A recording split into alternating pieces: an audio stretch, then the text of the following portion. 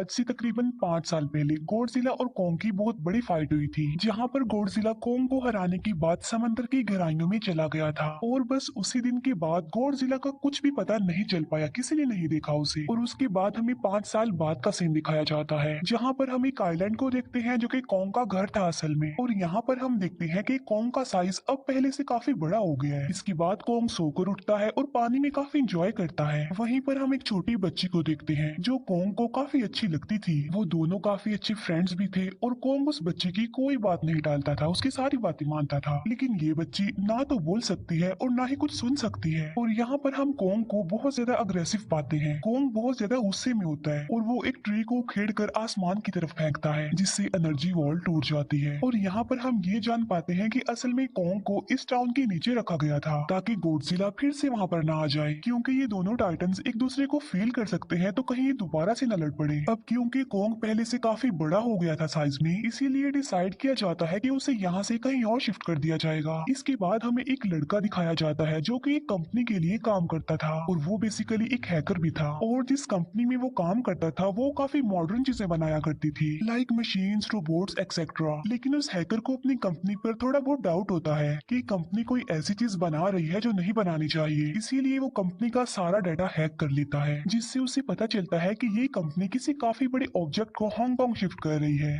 लेकिन तभी वहाँ पर अलार्म बजने लगता है और ये गॉडजिला के आने का अलार्म था। देखते ही देखते गॉडजिला समंदर से बाहर निकल आता है। बाहर आते ही वो सब कुछ डिस्ट्रॉय करने लग जाता है। किसी को भी समझ नहीं आ रहा था कि आखिर गॉडजिला सबको क्यों मारता जा रहा है, क्योंकि वो तो एक ऐसा टाइटन है जो इंसानों को सेव करता है, उनकी जान बचाता है। यहाँ पर हम ये जान पाते हैं कि गॉडजिला के पास एक पावर है और वो पावर न्यूक्लियर पावर है। और गॉडजिला अपनी न्यूक्लियर पावर का इस्तेमाल करके पूरी कंपनी को डिस्ट्रॉय कर देता है। इसके बाद ये न्यूज पूरी दुनिया में वायरल हो जाती है कि गॉडजिला आ चुका है, लेकिन इस बार वो चेंज होकर आया है, पहले जैसा नहीं रहा। यानी पहले वो इंसानों को बचाता था, लेकिन अब वो अग्रेसिव है और गुस्से में सबको मारता जा रहा है। कंपनी का ऑनर न्यूज में सबको बता रहा होता है कि हमारी कंपनी एक प्रोजेक्ट पर काम कर रही है, वो बहुत जल्द एक ऐसी डिवाइस बनाने में कामयाब हो जाएंगे कि जिससे गॉडजिला का मुकाबला हो सकता है। इस न्यूज को एक लड़की भी देख लेती है जिसका नाम होता है मेडिसन। लेकिन यहाँ पर मेडिसन इस बात पर एग्री नहीं करती कि गॉडजिला गुस्से में आया है, क्योंकि वो गॉडजिला को बहुत अच्छे से जानती थी। इसीलिए वो इस न्यूज को सिर्फ एक बकवास समझती है, क्योंकि उसका मानना था कि गॉडजिला कभी भी किसी को नुकसान नहीं पहुंचा सकता, बल्कि वो इंसानों की हेल्प करता है, उनकी जान बचाता है। मेडिसन अपने फादर के पास जाकर उन्हें समझाने की कोशिश करती है कि गॉडजिला कभी भी ऐसा नहीं कर सकता और उसके साथ जरूर कुछ न कुछ किया गया है। लेकिन मेडिसन के फादर उसे समझाने की कोशिश करते हैं कि देखो बेटा, ये सारे क्रिएचर्स, ये सारे टाइटन्स इंसानों की तरह ही होते हैं, यानी इनका मूड चेंज हो सकता है। अब देखो गॉडजिला भी चेंज हो गया है और वो इंसानों को मारता जा रहा है। इसके बाद मेडिसन वहाँ से चली जाती है और वो उस हैकर की ऑनलाइन ऑडियो सुनती है। वो हैकर असल में गॉडजिला के बारे में एक ऑनलाइन ऑडियो अपलोड करता है। यहाँ पर मेडिसन डिसाइड करती है कि वो जाकर उस हैकर से मिलेगी और जाकर उससे सारी बात पूछेगी कि आखिर ये चक्कर किया है, गॉडजिला अग्रेसिव क्यों हो गया है और उसने उस कंपनी को क्यों डिस्ट्रॉय किया। इसके बाद कंपनी का ओनर एक सीनियर डॉक्टर नेथन से जाकर मिलता है। डॉक्टर नेथन असल में एक साइंटिस्ट भी होते हैं। कंपनी का ओनर डॉक्टर नेथन को बताता है कि आपका जो कॉन्सेप्ट था हॉलो अर्थ वाला, वो बिल्कुल सही था और ये वो जगह थी जहाँ पर टाइटन्स पैदा होते हैं। असल में डॉक्टर नेथन ने एक बुक लिखी थी जिसमें उन्होंने लिखा था कि जमीन के अंदर एक और जमीन भी है जिसका नाम हॉलो अर्थ है। ये छुपी हुई है और किसी को नजर नहीं आती और असल में ये अर्थ टाइटन्स की एनर्जी का सोर्स है। वहीं पर कंपनी का ओनर डॉक्टर नेथन को एक और आदमी से भी मिलवाता है। कंपनी का ओनर डॉक्टर नेथन को बताता है कि हमने हॉलो अर्थ के अंदर ही एनर्जी का एक सोर्स ढूंढ लिया है। अब यहाँ पर हम ये बात तो जानते नहीं कि हॉलो अर्थ आखिर एग्जिस्ट कहाँ पर करती है। हॉलो अर्थ असल में हमारी जमीन के नीचे है और जिस तरह हम सूरज से एनर्जी लेते हैं और सेम उसी तरह हॉलो अर्थ में एक एनर्जी सोर्स है जिससे ये सारे टाइटन्स एनर्जी लेते हैं। और अगर ये लोग उस एनर्जी सोर्स को ढूंढने में कामयाब हो गए तो ये गॉडजिला का मुकाबला भी कर पाएंगे।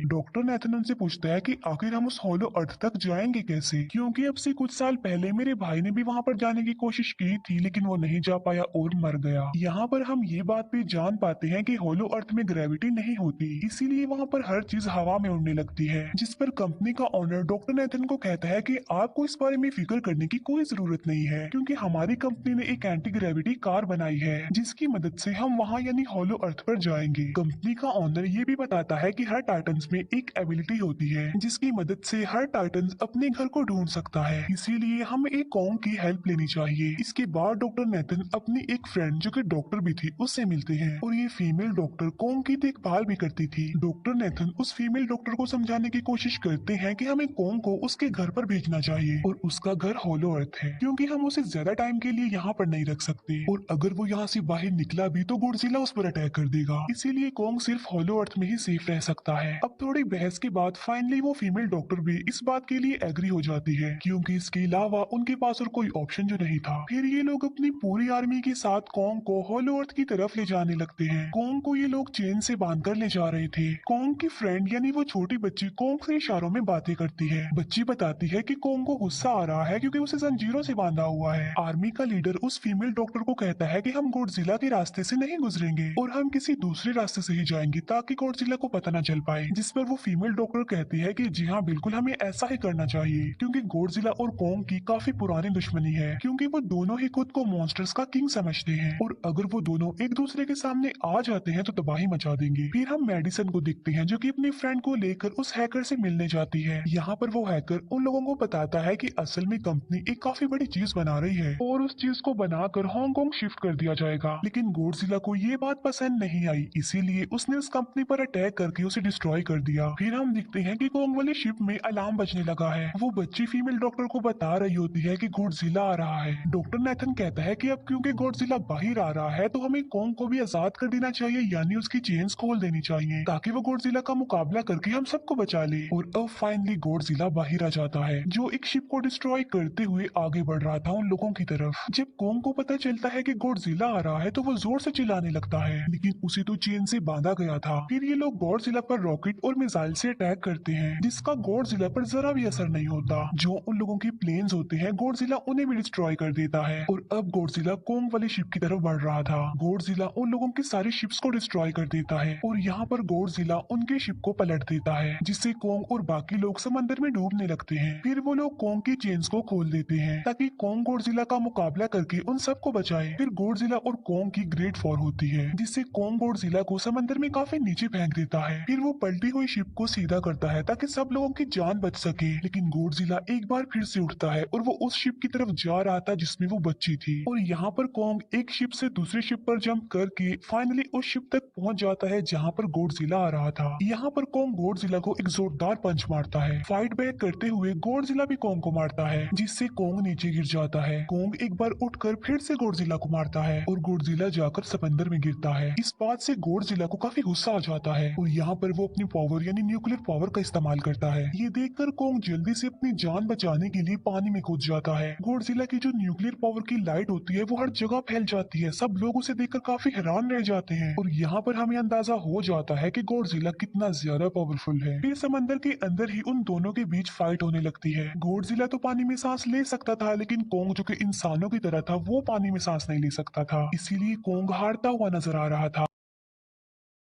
फिर गॉडजिला कॉन्ग को मारने के लिए उसे समंदर की गहराइयों में लेकर जा रहा होता है। वो फीमेल डॉक्टर कहती है कि हमें जल्द से जल्द कॉन्ग की हेल्प करनी चाहिए वरना गॉडजिला उसे मार डालेगा। फिर ये बहुत सारे मिसाइल को समंदर में ब्लास्ट कर देते हैं जिससे होता ये है कि कॉन्ग अपनी जान बचाने के लिए बाहर आ जाता है। फिर डॉक्टर नेथन ऑर्डर देते हैं कि सब कुछ ऑफ कर दो, सारे इंजन सारी मशीन को शट डाउन कर दो ताकि गॉडजिला ये समझे कि हम लोग हार चुके हैं और मर चुके हैं। और तब ये लोग सारी चीजों को शट डाउन कर देते हैं। तब गॉडजिला कॉन्ग को गुस्से में दिखता है और फिर वहाँ से चला जाता है। फीमेल डॉक्टर कहती है कि अगर हम आगे बढ़े तो गॉडजिला हमें फिर से फेल करके हम लोगों पर अटैक कर देगा, तो अब हम कैसे आगे बढ़े और हम कॉन्ग को कैसे ले जाएंगे। जिस पर डॉक्टर नेथन कहते हैं कि हम कॉन्ग को उड़ा कर लेकर जाएंगे। दूसरी तरफ हम देखते हैं कि मेडिसन अपने फ्रेंड्स के साथ उस कंपनी में घुस गई है ये चेक करने के लिए कि आखिर ये कंपनी कौन सी चीज बना रही है, जिस पर गॉडजिला को गुस्सा आया और उसने अटैक कर दिया। वहाँ पर उन लोगों को एक काफी बड़े एनिमल के अंडे भी मिलते हैं और फिर जैसे ही उन लोगों को अंडे मिलते हैं उनका डोर लॉक्ड हो जाता है। असल में जहाँ ये लॉक्ड हो जाते हैं वो एक मशीन होती है जो इन लोगों को अंडों समेत काफी तेजी से हांगकांग लेकर जा रही थी। फिर हम देखते हैं कि हेलीकॉप्टर्स के जरिए पूरी आर्मी कॉन्ग को होलो अर्थ के पास पहुंचाने में कामयाब हो जाती है। वो लोग कॉन्ग को कहते हैं कि वो होलो अर्थ वाली केव में चला जाए, लेकिन कॉन्ग वहाँ पर जाने के लिए इनकार कर देता है। फिर ये लोग डिसाइड करते हैं कि वो उस बच्ची के थ्रू कॉन्ग को कहेंगे कि वो वहाँ पर चला जाए, क्योंकि कॉन्ग उस बच्ची की कोई बात नहीं टालता था। साथ में कॉन्ग को ये भी कहा जाएगा कि आपकी फैमिली भी वहाँ पर है, आप जैसे और भी भी क्रिएचर्स हैं वहाँ पर। और यहाँ पर कोंग उस केव में जाने के लिए एग्री हो जाता है और यहाँ पर कोंग उस होलो अर्थ वाली केव में चला जाता है और ये लोग भी अपनी एंटी ग्रेविटी कार की मदद से कोंग के पीछे पीछे जाते हैं। होलो अर्थ एक अलग तरह की ही दुनिया थी।